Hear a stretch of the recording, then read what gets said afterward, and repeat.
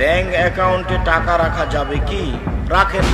কতটা নিকৃষ্ট আলেম হলে একটা সুদের মতো হারাম জিনিসকে হালাল বলে চালিয়ে দেয়।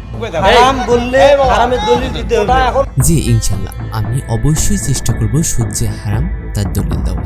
তার আগে আমাদের আলেম সমাজ কিভাবে সুদকে হালাল করার চেষ্টা করছে সেই বক্তব্যটা আগে শুনে আসি। যা লাভ আসবে সুদ সেটাও নেন। এখানে ভালো করে নোট করবেন, যা লাভ আসবে তা সুদ সহ নিতে বলছে। নিয়ে নিজে খায়েন না, ফকির মিসকিনকে দিয়ে দিয়েন। তার মানে সুদ আমার জন্য প্রযোজ্য না, কিন্তু ফকির মিসকিনদের জন্য প্রযোজ্য। আমার নেওয়া সুদ আমি ফকির মিসকিনদের দান করে দিতে পারব। তিনি এইভাবে হালাল করার চেষ্টা করছেন। বেশি টাকা হলে এতিমখানায় দিয়ে দিবেন, আর না হলে তো জামিয়া সালাফি এতিমখানা আছেই। আমরা জানি চুরি করা হারাম। এই উপার্জনের টাকা যদি কেউ দান করে সেটা কি গ্রহণযোগ্য হবে? অবশ্যই না, কারণ দানকারীর দান হতে হবে হালাল উপার্জন।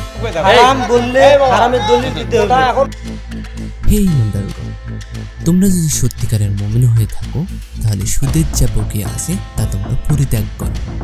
সূরা আল বাকারা 278 নম্বর আয়াত। তাছাড়া সূরা আল বাকারা 275 থেকে 279 নম্বর আয়াত পর্যন্ত সুদের একটানা আলোচনা করা হয়েছে।